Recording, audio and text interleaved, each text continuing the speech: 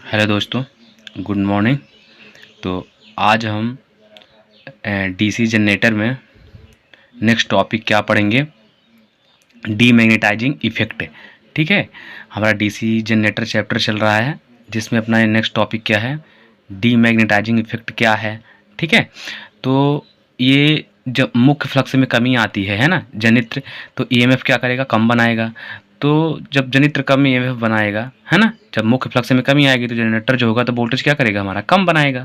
अब इसका हम निवारण कैसे कर सकते हैं, मतलब सोल्यूशन क्या है? तो सोल्यूशन इसका क्या था, छोटी मशीनों में हम क्या करेंगे, फील्ड के टर्नों की संख्या को बढ़ा देंगे। लेकिन जो बड़ी मशीनें होंगी तो उसमें क्या करेंगे, कंपनसेटिंग बाइंडिंग लगाते हैं। ठीक है, अब ये कंपनसेटिंग बाइंडिंग क्या होती है, इसका कनेक्शन कैसे करते हैं, ठीक है, इसके बारे में थोड़ा सा हम समझ जाते हैं। ये देखिए, ये जैसे मान लीजिए, ये यहाँ पे हम कंपनसेटिंग बाइंडिंग करके आपको दिखाए हैं, है ना। जैसे हमारी ये क्या हो गया, पोल्स हो गए, है ना, ये मुख्य पोल्स पर। तो ये जो बाइंडिंग होती है, क्वेश्चन भी आता है कि कंपनसेटिंग बाइंडिंग कहाँ की जाती है, तो मुख्य पोलों पे की जाती है। कहाँ की जाती है, मुख्य पोलों में की जाती है। ठीक है, अब ये बाइंडिंग करने के बाद जब यहाँ से दो तार निकलेंगे तो उन तारों का कनेक्शन हम कैसे करेंगे, तो उन दोनों तारों को आर्मेचर के श्रेणी क्रम में कनेक्ट किया जाता है। ठीक है ना, कहाँ किया जाता है, आर्मेचर के श्रेणी क्रम में। अब ये जो आपकी कंपनसेटिंग बाइंडिंग होता है तो इसका सिंबल कैसे होता है, ऐसे होता है। ठीक है, ध्यान रखिएगा, इसको C1 और CO2 से रिप्रेजेंट किया जाता है। ठीक है, ये कंपनसेटिंग बाइंडिंग का सिंबल पूछ लेता है कभी कभी। ये जो होता है तो मोटा तार और टर्न कम होते हैं। ठीक है, तो मोटा तार टर्न कम है, तो यहाँ पे क्या होगा आपका, जब मोटा तार टर्न कम है ना, तो मतलब आर समानुपात 1/A, एरिया क्या हो रही है, बढ़ रही है, रेजिस्टेंस क्या होगा आपका, घटेगा। तो है ना, तो ये जो आपकी बाइंडिंग होती है तो कैसे होती है, उच्च निम्न रेजिस्टेंस और उच्च इंडक्टेंस वाली होती है। ठीक है ना, ध्यान रखिएगा अच्छे से। ठीक है, अब हम आते हैं नेक्स्ट, कम्यूटेशन क्या होता है। ठीक है, अब हम नेक्स्ट टॉपिक क्या पढ़ेंगे, कम्यूटेशन क्या होता है। ठीक है, और ये शॉर्ट सर्किट के पहले कैसे होता है, शॉर्ट सर्किट के समय कैसे होता है, और शॉर्ट सर्किट के बाद कैसे होता है। ठीक है, इन चीज़ों को अच्छे से हम क्या करेंगे, आज समझेंगे। ठीक है, तो देखिए, जैसे मान लीजिए ये हमारे ये हो गए कार्बन प्लस हो गए, है ना, ये हो गया। ठीक है, ये अपना डायग्राम नंबर 1 हो गया, ये डायग्राम नंबर 2 हो गया, डायग्राम नंबर 3 हो गया। ठीक है, इन तीनों, ये शॉर्ट सर्किट के पहले होता है, ये शॉर्ट सर्किट के समय होता है, और ये शॉर्ट सर्किट के बाद होता है। इनको हम एक कुंडली को ए, दूसरी कुंडली को बी, तीसरी कुंडली को सी से रिप्रेजेंट कर दिए, है ना।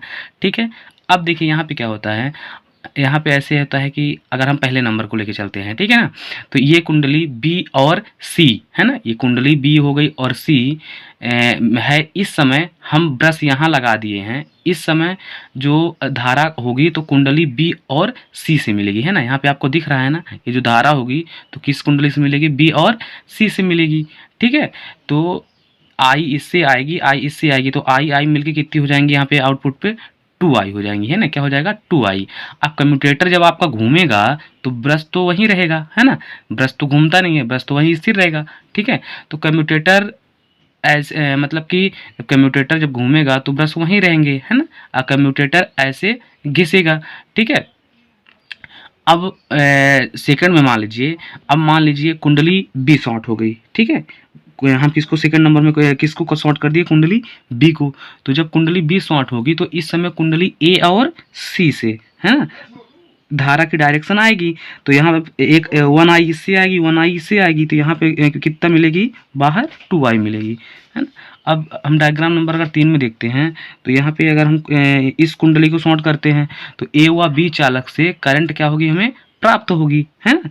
तो कुल मिला के कहने का मतलब ये हुआ कि शॉर्ट सर्किट के पहले तथा शॉर्ट सर्किट के बाद, है ना, कुंडलियों में जो धारा परिवर्तन होगा, ठीक है, हर कुंडली में ऐसी ही घटना होगी, है ना, हर कुंडली में ऐसी ही घटना होगी। तो इसकी डिफिनेशन हम क्या बोल सकते हैं, कम्यूटेशन की डिफिनेशन ये बोल सकते हैं कि शॉर्ट सर्किट के पहले तथा शॉर्ट सर्किट के बाद में जो करंट में चेंजिंग होती है वह क्या कहलाता है, अपना कम्यूटेशन कहलाता है। ठीक है, तो कम्यूटेशन की परिभाषा हमें क्या निकल के आ गई कि शॉर्ट सर्किट के पहले तथा शॉर्ट सर्किट के बाद, है ना, जो करंट में चेंजिंग होती है वो अपना क्या कहलाता है, कम्यूटेशन कहलाता है। ठीक है, अब ये जो कम्यूटेशन होता है आपका, तो कम्यूटेशन आपका दो प्रकार का होता है। ठीक है, इसको अभी हम समझेंगे अच्छे से। ठीक है, देखिए,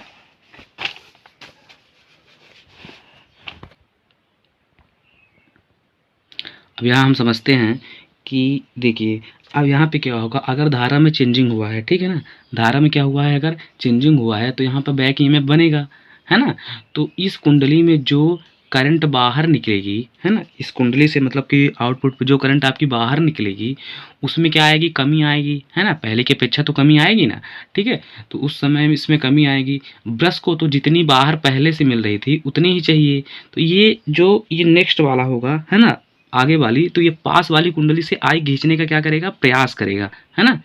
तो ये पास वाली कुंडली से आई खींचने का प्रयास करेगा, तो जब यहाँ से इलेक्ट्रॉन आएंगे और वो हवा में होंगे, तो हवा में होंगे तो वहाँ से क्या होगा, स्पार्किंग होगी, क्या होगी, स्पार्किंग, ठीक है ना। तो ये जो स्पार्किंग होती है तो फिर कितने प्रकार की होती है हमारी, दो प्रकार की स्पार्किंग होती है। कितने प्रकार की, दो प्रकार की, ठीक है। पहली कौन सी होती है आपकी, आप देखिए, ये जो आपका कम्यूटेशन के दौरान कुंडली में उत्पन्न होने वाला जो ईएमएफ होता है, तो यही क्या कहलाता है, आपका स्थैतिक प्रेरित ईएमएफ कहलाता है। अब ये जो टाइप्स ऑफ कम्यूटेशन होते हैं तो दो प्रकार का होता है, एक होता है रफ कम्यूटेशन, दूसरा होता है स्मूथ कम्यूटेशन। रफ कम्यूटेशन क्या होता है, तो जहाँ पे स्पार्किंग बहुत ज़्यादा होती है, ठीक है, वो हमारा रफ कम्यूटेशन कहलाता है, और जहाँ पे स्पार्किंग बहुत कम होती है वो अपना स्मूथ कम्यूटेशन कहलाता है, ठीक है। अब देखिए, अब हम पढ़ेंगे कि मेथड इम्प्रूविंग कम्यूटेशन, है ना, मेथड ऑफ इम्प्रूविंग कम्यूटेशन, मतलब कि कम्यूटेशन सुधारने की विधियाँ कितनी होती हैं, ठीक है। तो कम्यूटेशन सुधारने की दो या तीन विधियाँ हैं। पहली नंबर होती है बाय रेजिस्टेंस के द्वारा, दूसरा इंटरपोल मेथड, ठीक है, और तीसरा होता है विद्युत वाहक बल कम्यूटेशन विधि, ठीक है। अलग अलग करके एक एक विधि हम स्टेप बाय स्टेप अच्छे से समझेंगे। तो पहला है आपका क्या, रजिस्टेंस के द्वारा। देखिए, तो रेजिस्टेंस के साथ हम क्या करते हैं, खैर इस विधि का उपयोग ज़्यादा नहीं किया जाता है ना, ठीक है, लेकिन तो भी हम समझ लेते हैं ये रेजिस्टेंस के द्वारा हम कैसे करेंगे। तो देखिए, ये पहला, जैसे मान लीजिए हमारी पहली कुंडली हो गई, तो कुंडली के श्रेणी क्रम में हम क्या करेंगे, रेजिस्टेंस कनेक्ट करेंगे, फिर दूसरी कुंडली के साथ फिर ऐसे रेजिस्टेंस कनेक्ट करेंगे, तीसरी कुंडली के साथ भी ऐसे रेजिस्टेंस इसकी सीरीज में कनेक्ट करेंगे। तो कुंडलियों की सीरीज में जो रेजिस्टेंस जोड़ा जाता है, लेकिन इस विधि द्वारा हम सभी कुंडलियों के साथ ऐसे ही रेजिस्टेंस नहीं जोड़ सकते, है ना, क्योंकि ये रेजिस्टेंस सभी मतलब कि इक्वल मान के होने चाहिए ना, मतलब जितने ओम का है ये है या जितने वाट का ये है उतनी ही वाट का अगला वाला नेक्स्ट वाला होना चाहिए। ये रेजिस्टेंस सभी बड़े छोटे नहीं हो सकते, तो इनकी पावर क्या होती है, 2 वाट तक की होती है, और इस विधि में उपयोग, इसीलिए इस विधि का उपयोग नहीं किया जाता है ना। तो इस विधि का यूज भी हम ज़्यादा नहीं करते, ठीक है।